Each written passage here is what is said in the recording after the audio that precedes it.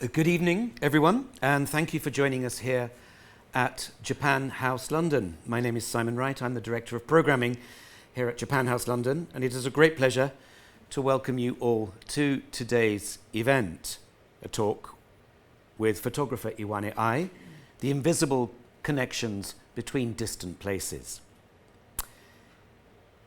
In conjunction with the opening of the exhibition Kyotography, Kawara Kikuji and Iwane Ai, on display here until the 18th of October, later this year, we are delighted to welcome one of the two photographers in that exhibition. In this talk, we will take a closer look at the stories and creative processes behind the three projects by Iwane Ai that are currently featured in the exhibition.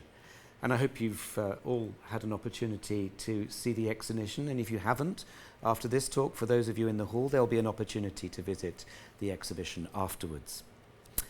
In addition to our audience here in Japan House London, we are also broadcasting to a virtual audience on Zoom, so a warm welcome to all of our online viewers. The event is being recorded, and a recording will be archived on your YouTube channel following the event. I'll also say we will start with the presentation by Iwane Ai, and then there'll be an opportunity for those of you who want to ask some questions here in the hall in Japan House London and also online. So before we start, let me say a little bit about Iwane Ai. She is from Tokyo. She began taking photographs while at high school in California in the United States. She then returned to Japan and in 1996 began her career in photography. 2006 sees her start her work on the series Kipuka, which explores Japanese immigrant communities in Hawaii and their relationship with Fukushima in the Tohoku, northeastern region of Japan. Her work continued in Tohoku in 2020 with A New River, and she ends today's presentation with a very personal series, My Cherry. Iwane was awarded the 44th Kimura Ihei Photography Award and the 44th Inanobu Award for her photo book, Kipuka, and the related exhibitions. She was also the recipient of the New Photographer Award at the 37th Higashigawa International Photography Festival in 2021 and the 3rd Prix Pictet Japan Award in 2022. Will you please welcome a rising star in Japanese photography, Iwane Ai.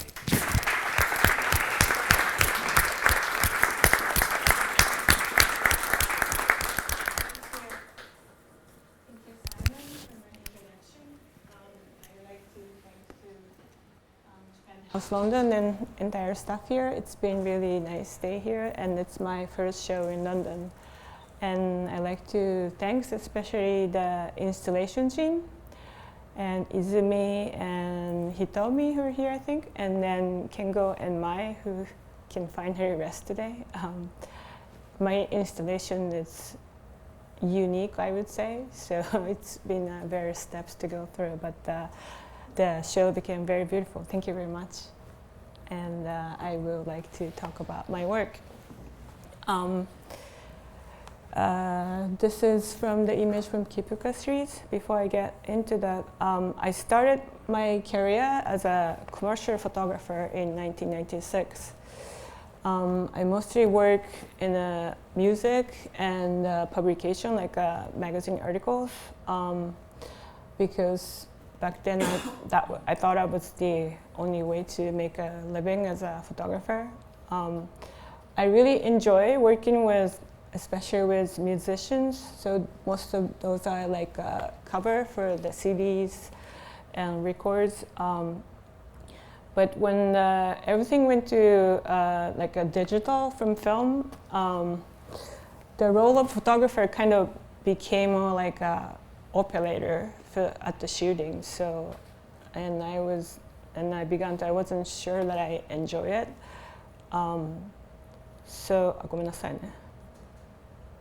So I started my own documentary research, working with experienced writer and journalists, often for magazine articles, visiting communities around the world, like veterans home, of the Chinese Volunteer Army in Taiwan, or like visiting, this is Muntinlupa prison, which is like the biggest prison in Philippines. That's not that I was prisoner, but I was there for like 3 weeks documenting. And the one on the left, it's the community of the circus in Russia. So through those works, I've learned how to like do intensive research, interviews, working with journalists. And in 2006, I went to Hawaii for the first time to shoot for a Japanese band. And after I finished my job, I visited a friend on Big Island. And they took me into the site, into the bushes, where there used to be sugar plantations where Japanese immigrants lived and worked. So in the bushes, there's a tombstone that I found. And as I went farther into bushes, I found another and another and another. There used to be a community of Japanese sugar plantation workers who lived there. Here there used to be many houses, schools, churches, but after the sugarcane plantation closed, everything was gone and only the grave remained.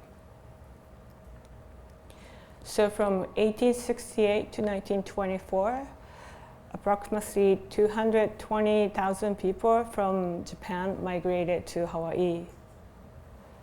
So the gravestone I saw were falling apart, and the inscription on the stone was hard to read. I felt like I was meeting with faceless people. So I thought I wanted to learn more about them. That's how I started to go into Hawaii to do this Kipuka project. I went look for more like an abandoned graveyard in the fields on the 6 islands of Hawaii to which Japanese has migrated, which is Kauai, Maui, Lanai, Molokai, Oahu, and the Big Island. So out of the 8 islands of Hawaii, Japanese migrated 6 of them. So those points in the map are where there used to be a Japanese Buddhist temple was built. So the blue one are the one that they used to be the temple, but now it's gone, and red ones are the one that's still there. So there were about 90 Buddhist temples across Hawaii. And at the Buddhist temple, I encountered the event Bon Dance. Bon Dance is the Buddhist traditions of the folk dance in the summertime in a circle to honor the dead and ancestor. So this is the image I show in the gallery. It's the Bon Dance of Lahaina Jodo Mission in Maui. At the Bon Dance Day, they have memorial service in the temple.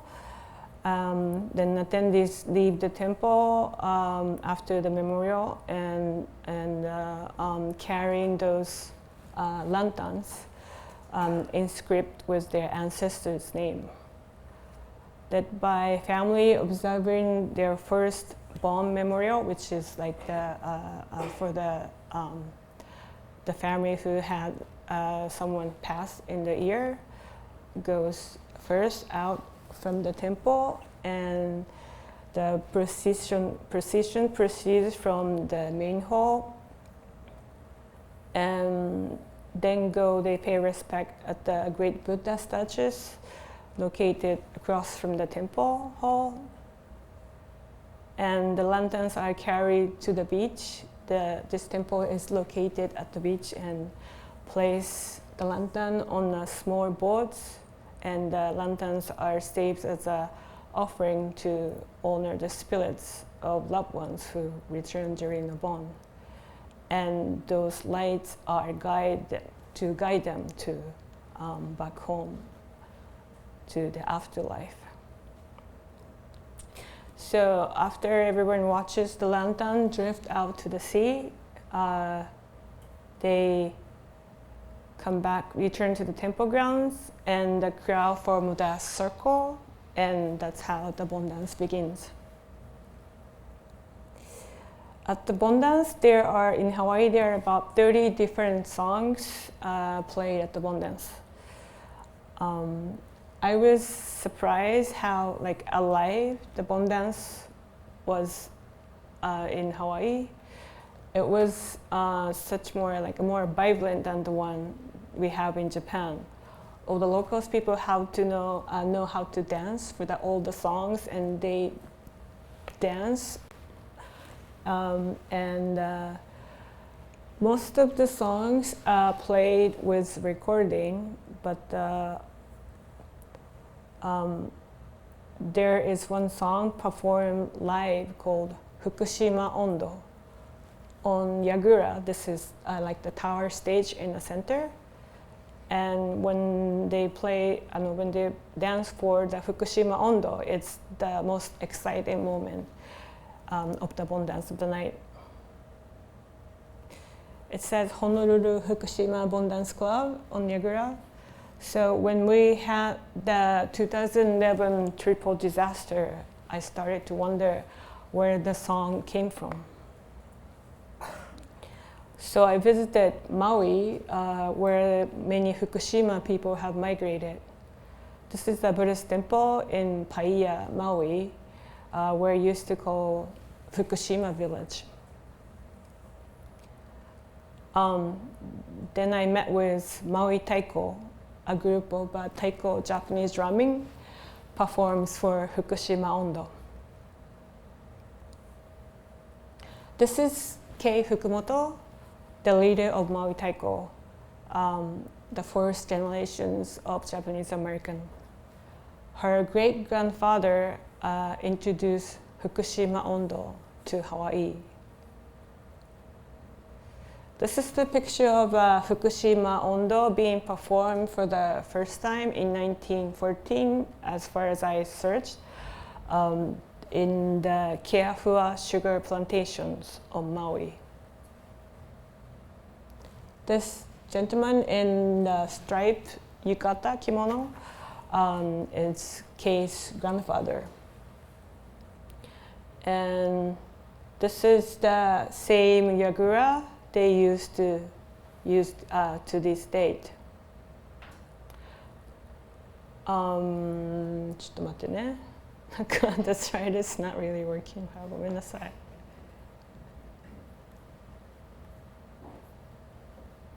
So this is Futaba, Fukushima in the picture, where the nuclear plant is located. In 2011, when I met Maui Taiko, was just after 6 months of the earthquake. But in Maui, Japanese community had raised over $100,000 for the victims just after only in the 6 months, to invite over 100 people of the victim people to their Maui home for 3 months as a respite. So there were many people from Fukushima and Tohoku regions invited to Maui and at the Bon dance that I visited. And there were about 30 teenagers from Futaba, Futaba County, where the nuclear plants was located. And at the Bon dance, they were first kind of being shy, not just looking at how they're dancing. But when the Maui Taiko started to play the Fukushima Ondo, those girls started to start up them to see, and they start to dance. They say, "Oh, I know this song," and then I was really surprised to see them, but they were laughing and have fun time dancing. So that's the moment I thought that the song and dance kind of lived inside their body. Bon dance is very big in Fukushima. It's like very important practice for them. And I also realized that's the moment that I realized that the song had originally come from their regions and over 100 years ago. Just a quick review on Fukushima, where in Japan, and there's the red star is where the source of the earthquake, and Fukushima is the one in a red circle. That's where the nuclear plant is located. This is Fukushima Prefecture, and after the disaster, within the 20 kilometers of the nuclear plants, there was order to evacuate, affecting over 100,000 people at that time. And those circles in the purple are where where I learned that where the Fukushima Ondo was originated. It was called Soma Bomuta in the area, but it was, as it was introduced to Hawaii, it was called Fukushima Ondo. So at the Bon Dance in Maui, it was my first time to meet with the people from Fukushima after the disaster. And so after the dance, there was one of the girls who was dancing from Fukushima. She said to me, I didn't think I could dance to the song ever again. So they didn't have any idea about the Fukushima Ondo in Hawaii, nor the immigrant history. But what she said was really impacted me, because at the time of after disaster, I didn't know what I could do as a photographer. Photography seems useless, and but then watching at the girls who started to dance, learning of the Fukushima Ondo in Hawaii, I thought maybe I can do something on Bon Dance, since I've been shooting Bon Dance and I've been working on it, and to share the Bon Dance in Hawaii and the song, to share with the people who had to relocate from Fukushima. So I asked Maui Taiko if they can perform the Bon Dance at the evacuation sites in Japan. So it was like right after I met them for the first time, but they decided to come to Fukushima on their own expenses. So 9 members from Maui Taiko came visit to Fukushima and Tohoku region, and somehow I managed to organize 6 taiko concerts and Bon dances in Japan, which is like coordinating the tour, which is why I never done. But with many help of the local people from Fukushima, I was able to coordinate the tour. And I befriended the local taiko performers from Fukushima who were living in the evacuation sites, and initiated collaboration between them and the Maui Taiko group. So since then, exchange between Maui Taiko and various taiko group in Fukushima has continued and begun.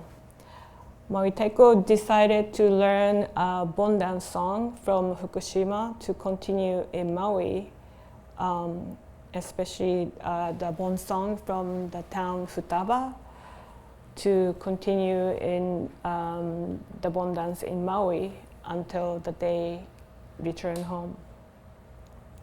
So this inspired me to make a documentary film about their exchange.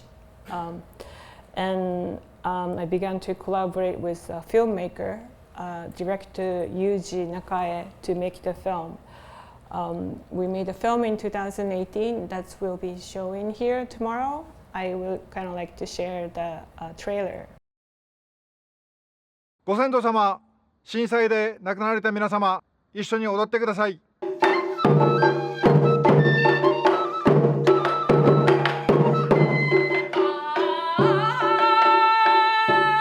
震災から4年経っても避難先で生活を送る双葉の人々。先祖代々守り続けてきた伝統が失われようとしていた。このメンバーで昔は散々やったんですけど、全然声が出ない。双葉の盆踊りが大好きですが、できないのはうんと残念です。しかし希望は遠く南の島からやってきた。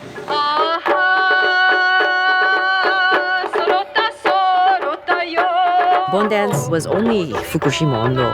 I often heard that it was for many hours.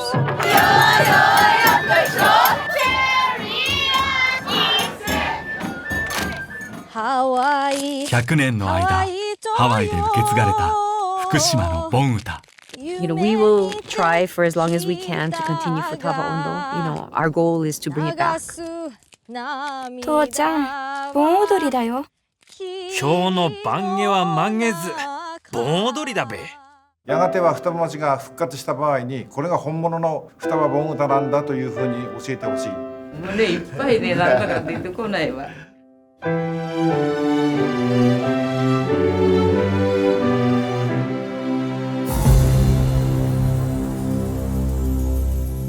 福島、ハワイ、そして富山へと映画が旅をする。海を越え、時を越え、希望の彼方へ、盆歌は響き続ける。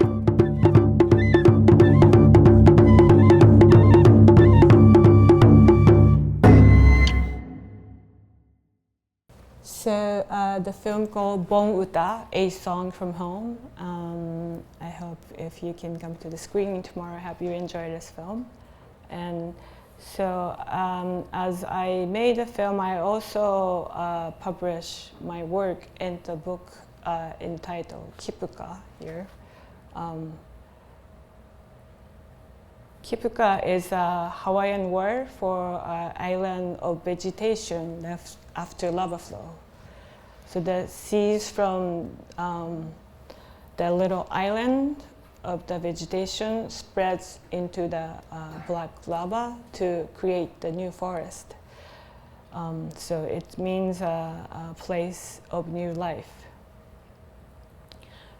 So this book, like the first half of the image are taken in Hawaii, and the last half of is taken in Fukushima, of the scenes of bon dances and the landscape in two places.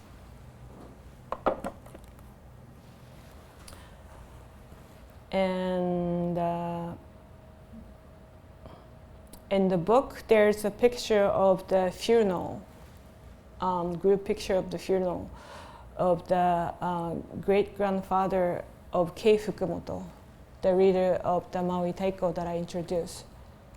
So on the coffee on the left, the baby on the white clothing is her, Kei. In Hawaii, there are many pictures of funerals, like long panoramic. This is the one that I'm showing in this exhibitions. This is the first panoramic photo I found in Hawaii.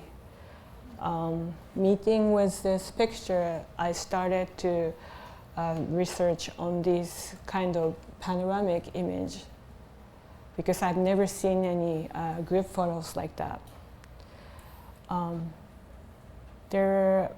The group photos were taken for not only funeral, for many other occasions, like a baseball game.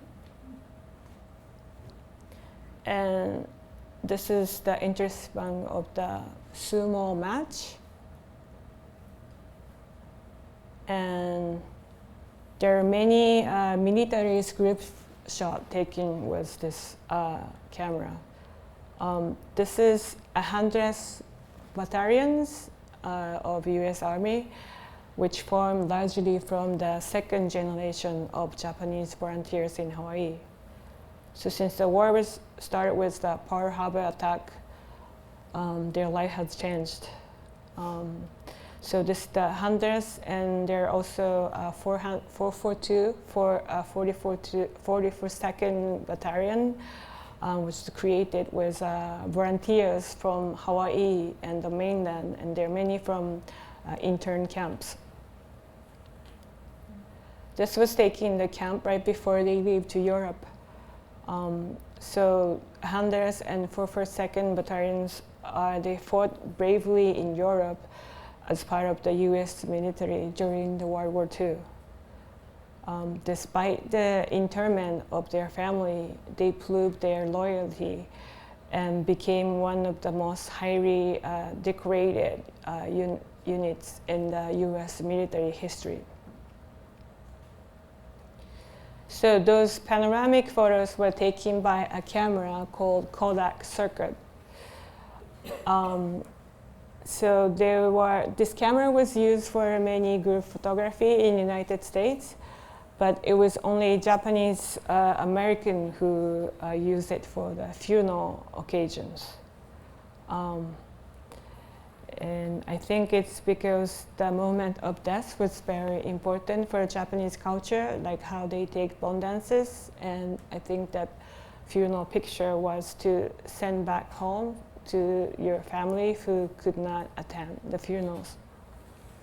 So all the Japanese photo studios in Hawaii back then had this camera.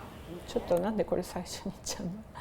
And I was able to find one of these cameras, which was used in Nagamine Photo Studio, found in Lahaina, Maui in 1931. So this is the founder, Harold and Helen Nagamine. They were from Okinawa. So I borrowed that camera from the studio, and I started to work on the camera. I will show you how it works as it rotates. So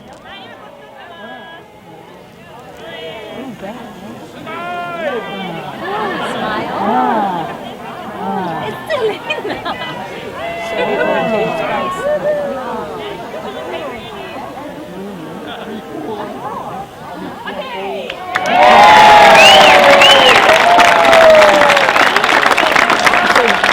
I took this group photo when the Fukushima Taiko, 50 members of the Fukushima Taiko group attended to Maui after Maui Taiko went to Fukushima. So after the first tour of Maui Taiko, there was a communication of Fukushima and Maui Taiko people. So I ended up volunteering as a tour coordinator every year. Maui to Fukushima or Fukushima to Maui, which was fun, but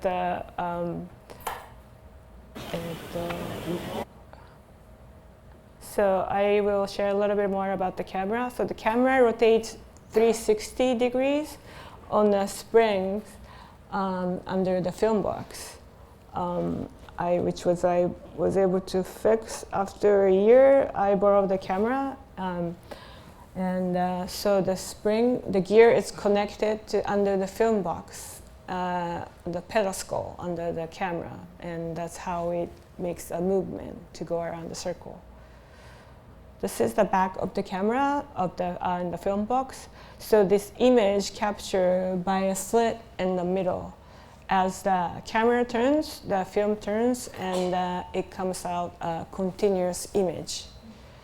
So for 360 degree, the film is 2 meters long. So that's how I ordered this acrylic tray to develop especially for this film. This is where I developed in the cafeteria sink in a closed down elementary school in Miharu, Fukushima. That's where my studio is now. So each shot are 2 meters long and one shot, one film. I brought the camera to the evacuation zone in Fukushima 2 years after the disaster. Before that, I've never kind of been interested in capturing the devastation, but this camera inspired me to photograph the home of Fukushima Ondo. I also photographed with the local people who took me to their homes. So the top one is Taisuke and Itsuko Saito-san. It was used to be their rice field. The middle one, Seiichi and Tatsuko Shigehara-san. So this was their flower farm. On the bottom, this was Asada-san's lumber company. So all the lumbers they had was contaminated, so they had to get rid of everything.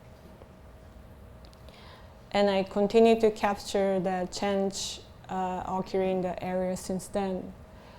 The first one is shown in the gallery, so I am continuing to capture how it changes in that zone.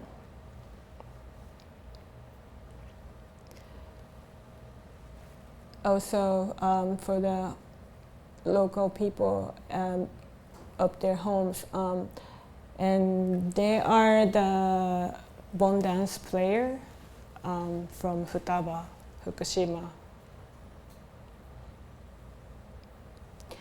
In 2014, I returned to Hawaii with the camera to photograph the Issei's, the first generation's graveyard.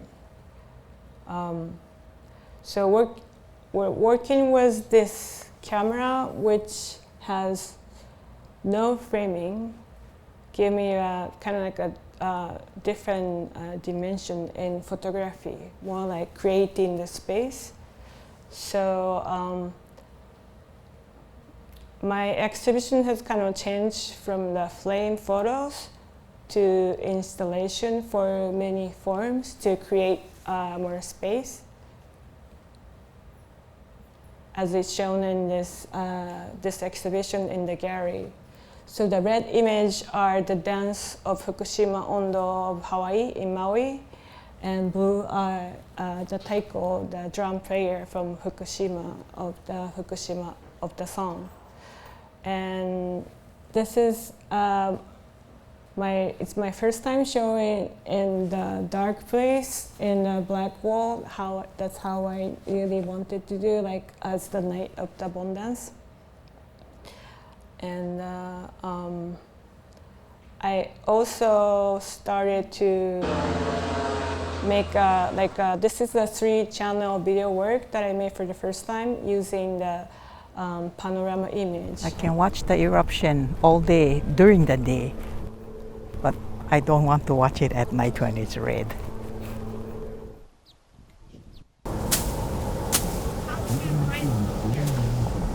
By the old maps, I knew it was a graveyard, and you know, as you can see, some of the stones are falling apart, so you know, in a few years they'll be gone.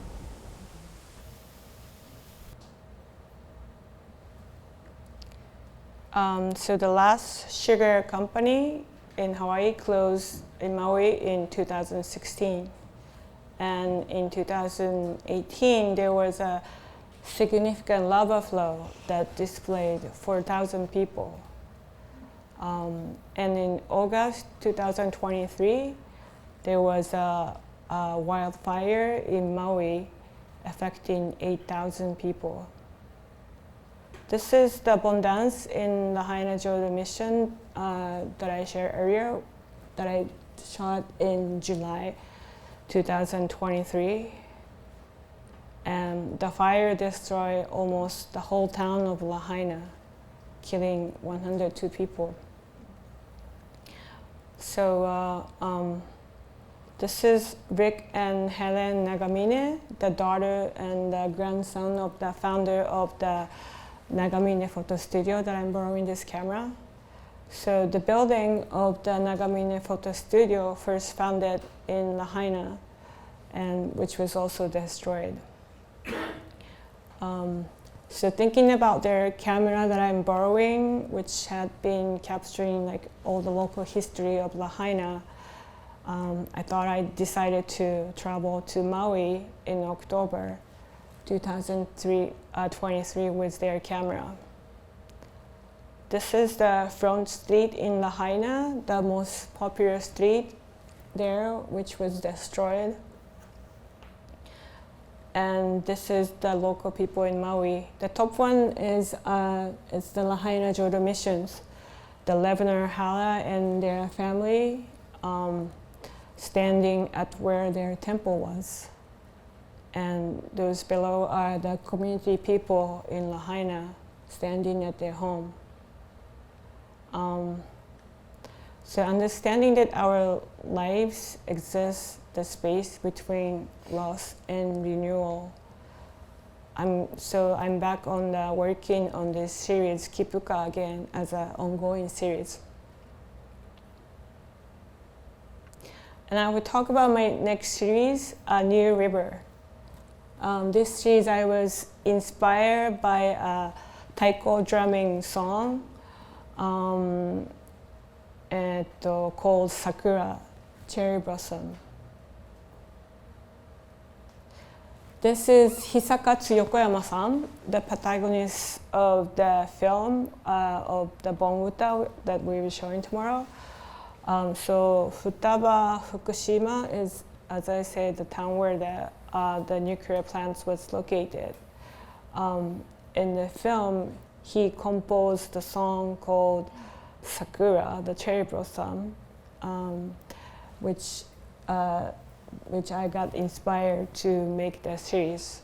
I want to share that part of the film when he made that song.4つでその後はトントンだな。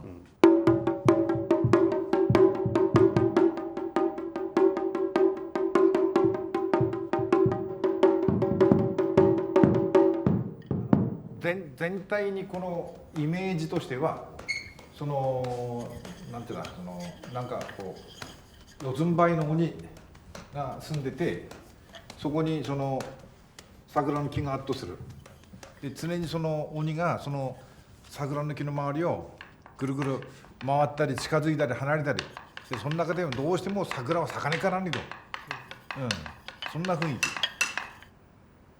鬼のイメージはどこから？まあ放射能ですね。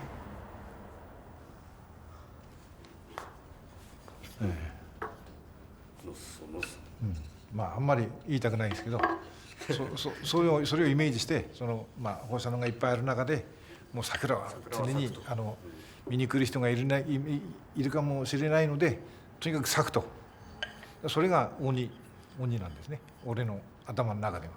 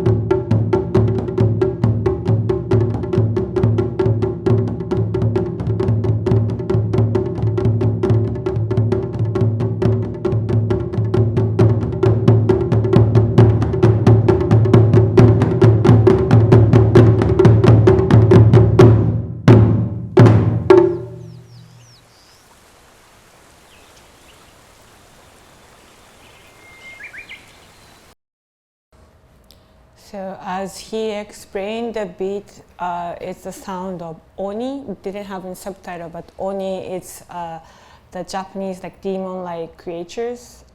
So he described it. It's oni's footsteps that caught my attentions because oni is not like an embodiment of absolute evil, unlike demons in like a Western culture. But rather they are entities that exist on the boundary between nature and humans. And I thought this was something only he, the person from Futaba, could say. I thought he's saying that he's going to live with the town of radiations.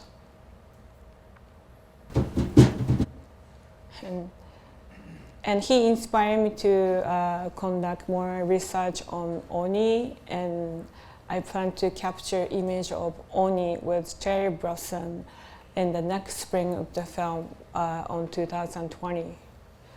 I started to photograph the cherry blooming in Fukushima with local performer of the dance of oni.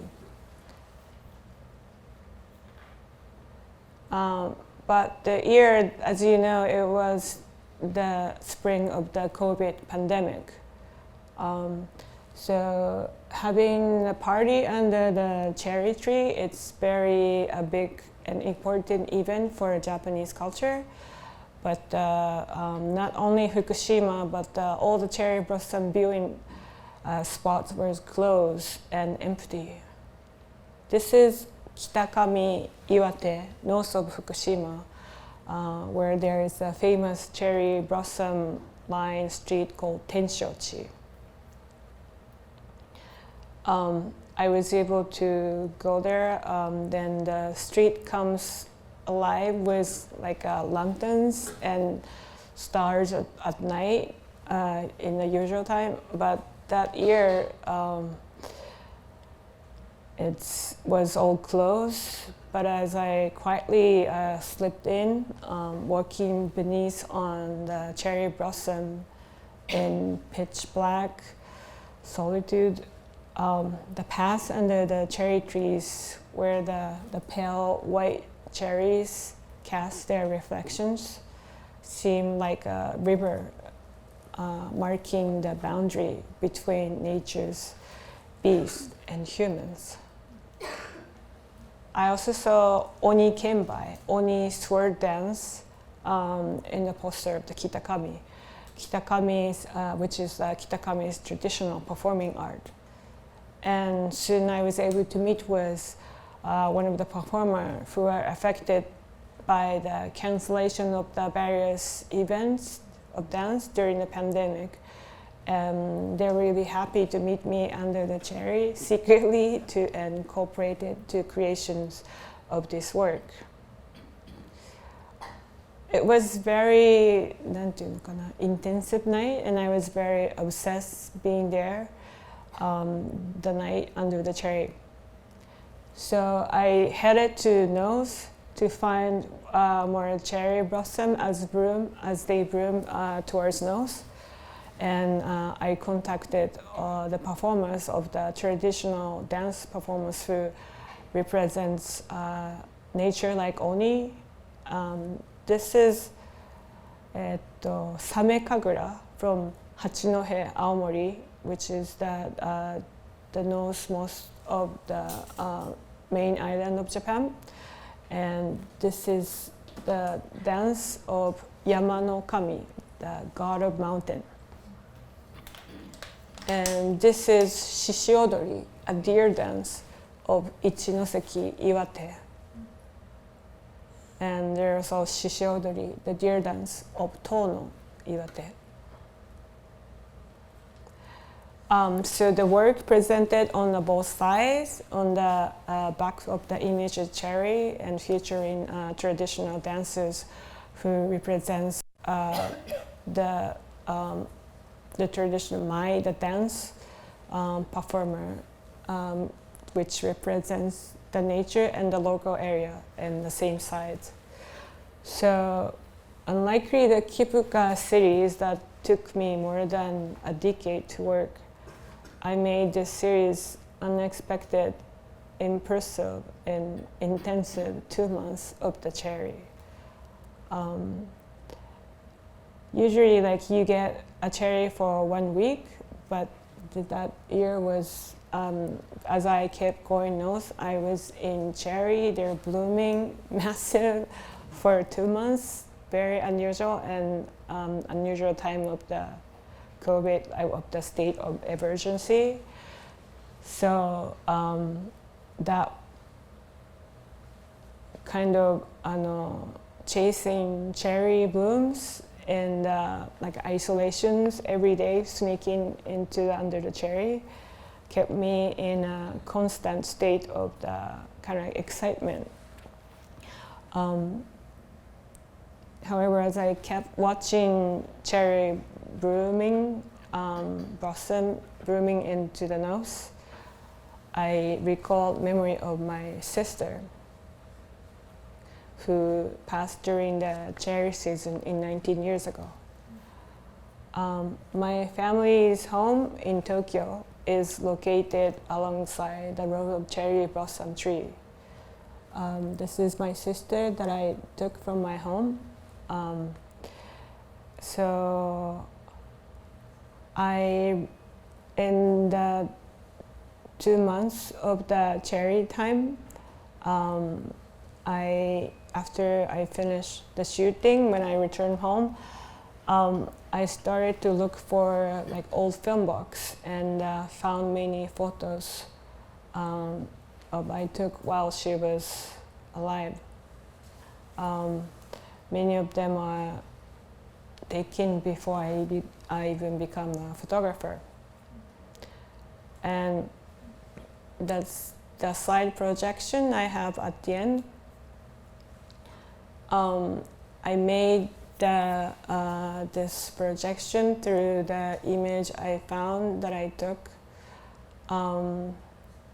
So what I recalled was in the cherry was not really her presence, but it was about the day after the day of the grief after her death. But the day I realized, of one day that I realized that I had not thought of her, the day I realized I began to forget about her. I kind of thought it's something like, so we're almost forgetting the time of the COVID, and it's very easy to forget the thing that happened in the past. That's how I thought about the memory of my sister, and I made into this slide projections at the end of the show. This is also I'm showing in the gallery.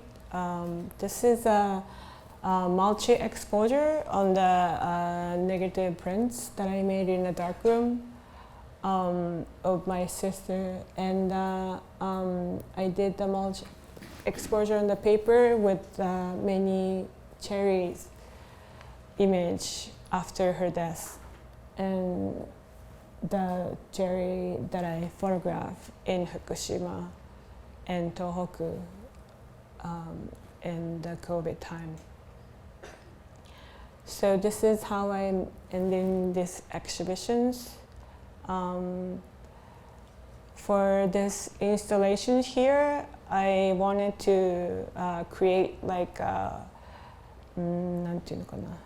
imaginary cave that connect these elements of my work, forming a continuous flow like a river.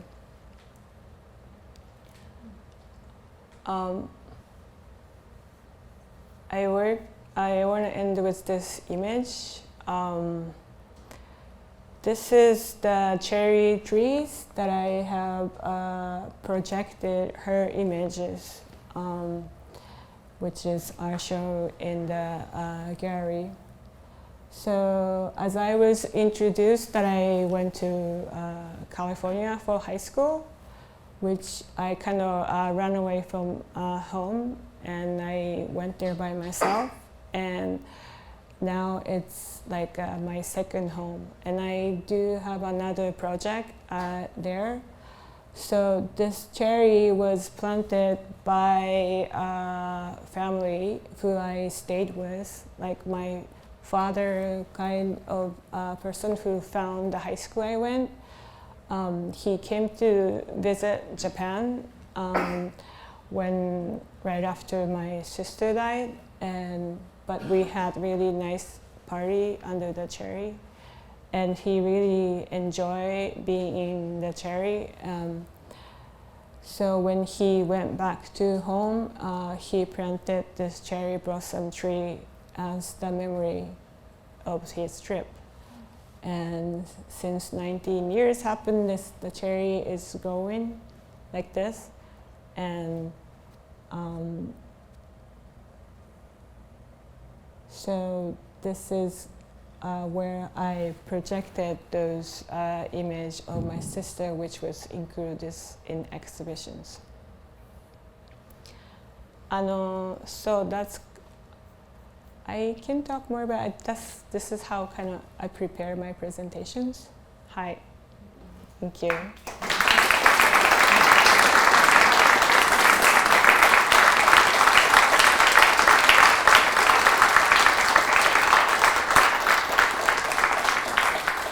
Thank you. Thank you very much, Iwane-san. ありがとうございます。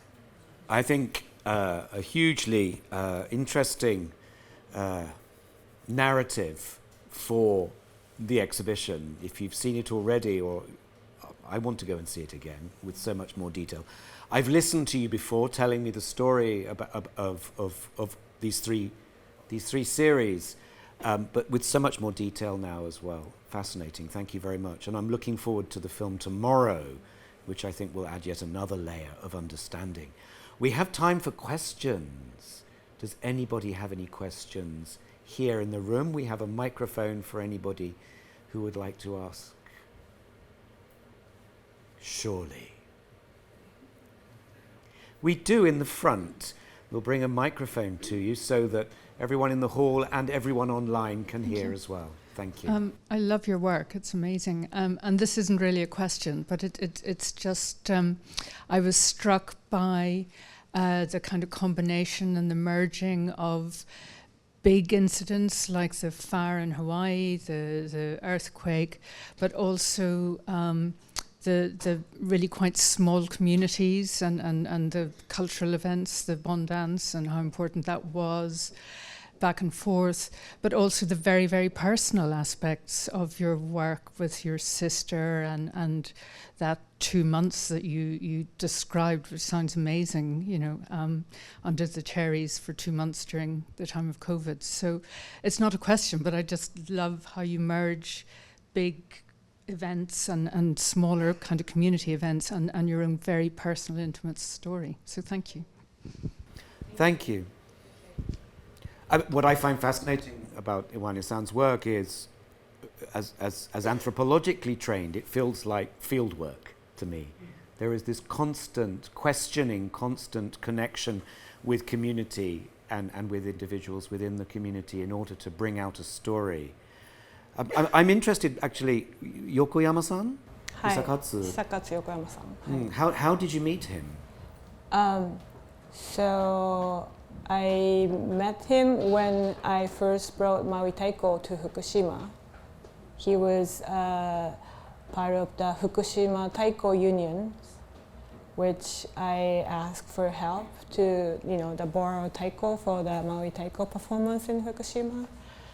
So I was born and raised in Tokyo, so I didn't have any connection with people in Fukushima. So I made friends with them through the connection of the song of Fukushima Ondo in Hawaii. and thank you for your comments. I think all my works are kind of like なんていうのかな evolved through like journeys and encountering, and so I never really have a plan all the time, and that's it's really relate with my journey. So thank you very much.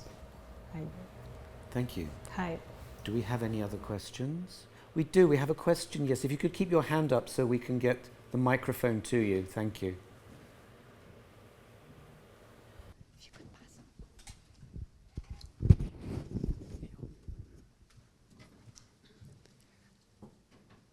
Hello. Hi. My name is Laura. Thank you so much for your talk. I'm really glad that I'm able to be here today, and I already had a chance to see your exhibition. I really like the like new river works with like cherry blossoms. They were incredible, and I also thought like about like how they captured the movement. And I wanted to ask specifically, there were 3 works there which seemed to me to be layered, like photography of people, families with some sort of maybe grass. Yes, if you could say something more about these works, please. Thank you so much. You mean in the New River? No, in Kibuka, these are the sugar cane. Okay, this one. Can I put my slide on? Yeah, I kind of prepare for. Yes, there we go. Yeah. These ones, these works. Yes, yes. Yes. So, so these are the people. So on this picture, I tried to find the descendants who are there.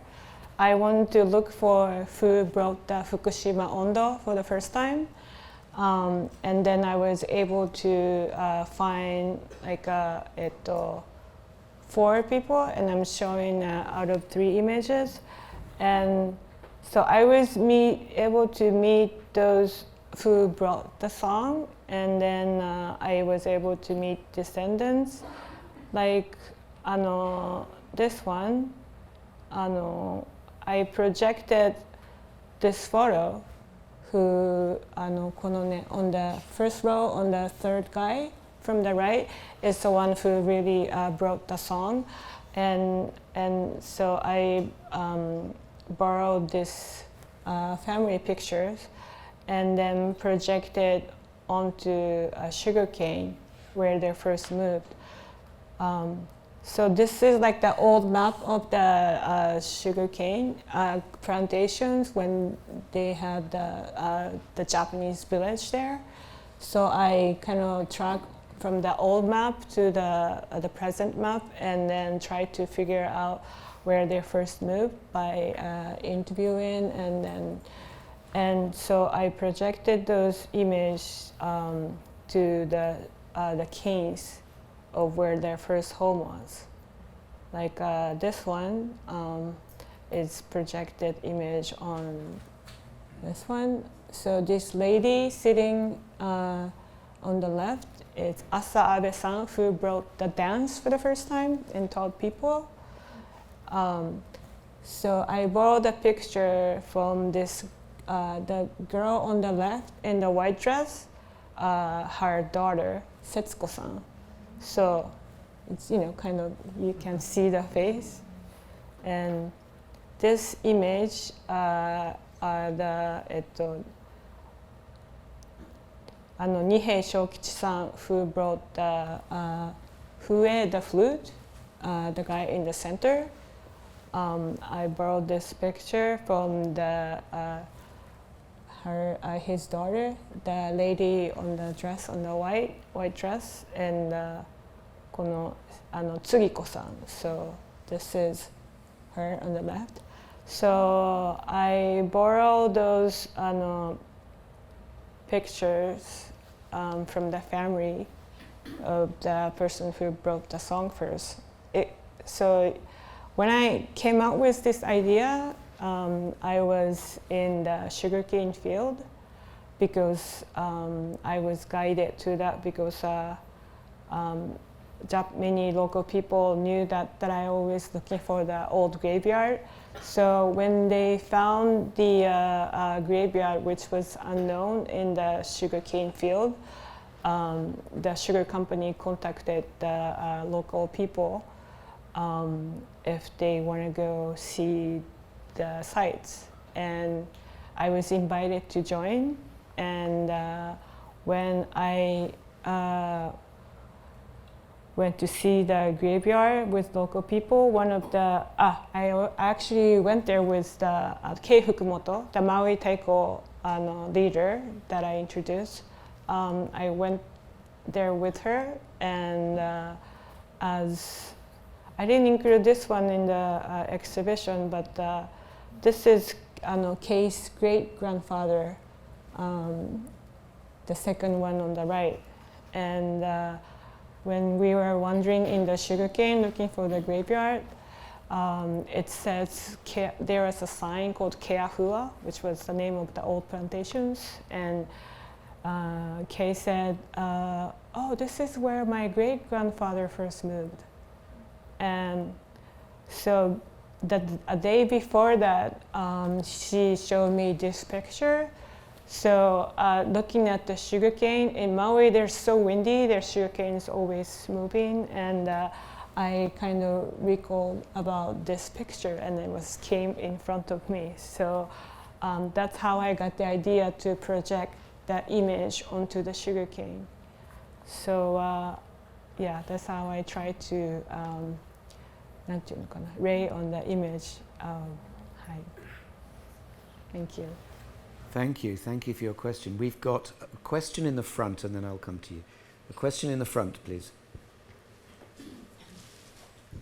Thank you very much. It is really very much interesting. I saw the exhibition, and I admired all these photos about the cherry trees. For me, as I do some etching and lithography, I felt it's a great painting. So is it possible you shed some about the technique that you used for these photographs of the cherries? Yes, please. So I use slow speed, like very slow speed, like 1 second. And I use many different kind of light, like a starboard flash and also the regular lights. So I kind of sneak into the cherry with like 7 people at the most, and many people are holding different kind of lights, and we kind of wander in the grove of cherry. And so it was like a totally live. I didn't have any intention to make those movements, but that's how it came out. And that was my first attempt to do that, and it worked out really well, I think, and I really enjoyed. It was kind of mixing the time and with the light, so that's how the effect kind of looked like. And the color? Colors. Oh, so I often use like the image of the Kipuka series, the red and blue. I put like the color filter on the lights. So this is not like a Photoshop color. I try to create the color when I shoot. Hi. Thank you. Before I come to you, I've got a question online, and then I will come to you. It's a simple question. I quote, Taiko clearly has a strong expression through communities and shared memories, as your work so wonderfully shows. But on a purely aesthetic level, I wonder, did the rhythms and the flows of the drumming have any influence over your composition or expression? Very interesting question, eh? We went from light to sound. That's why I brought this question in here. Yeah, I heard one of the taiko prayer. He says taiko drumming is to wake up your ancestor under the ground. That's really, I really liked how he expressed, and I always enjoyed the beat. Like, I think drum and bass guitar is my favorite instrument to listen. So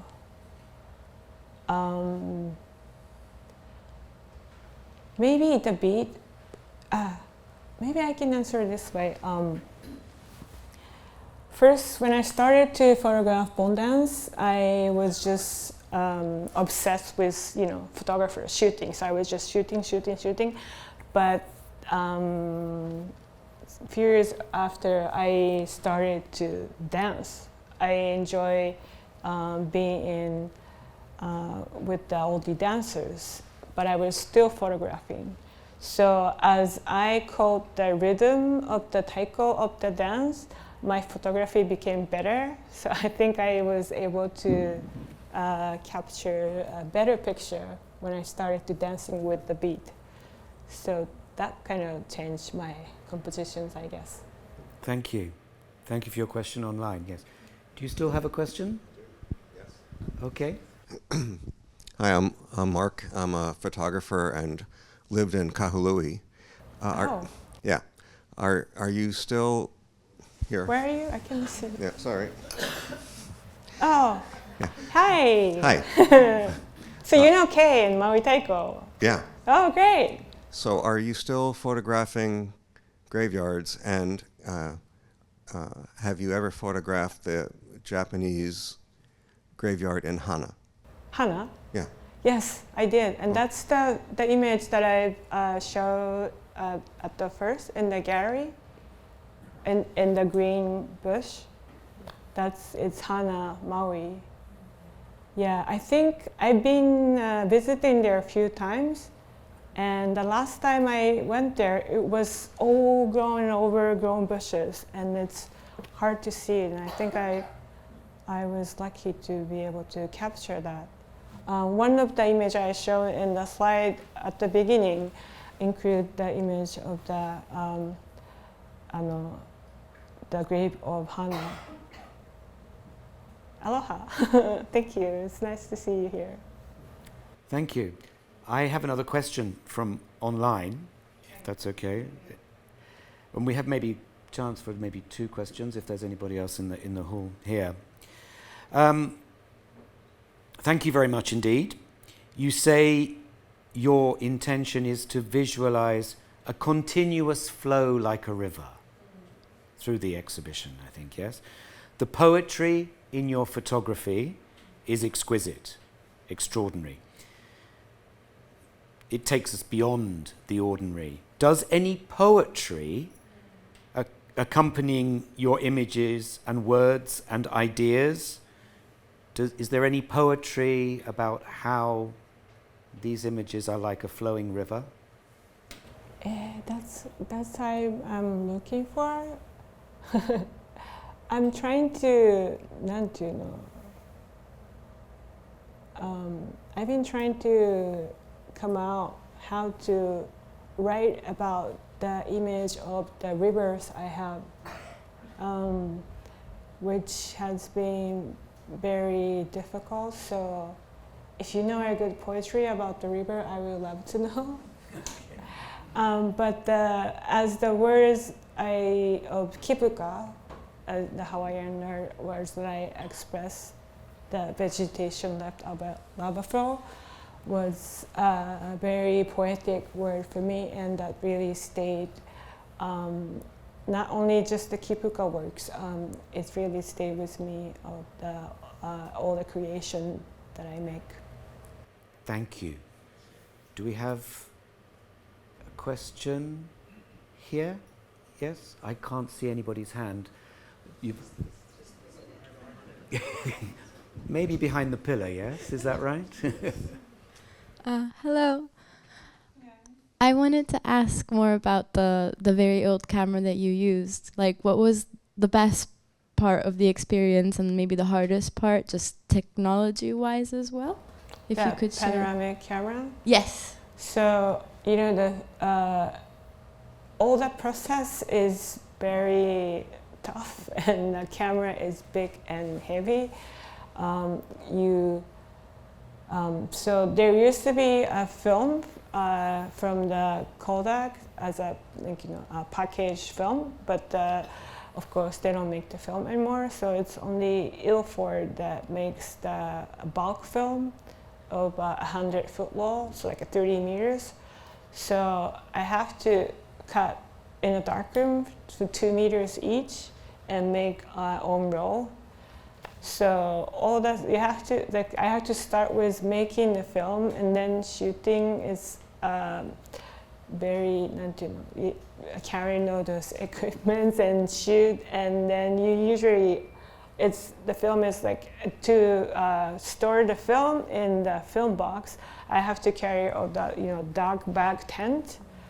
So there's so many process to capture the pictures and a lot of work. After I develop in the long tray and dry it, and I found out that the best way to digitize the film is to shoot the film again.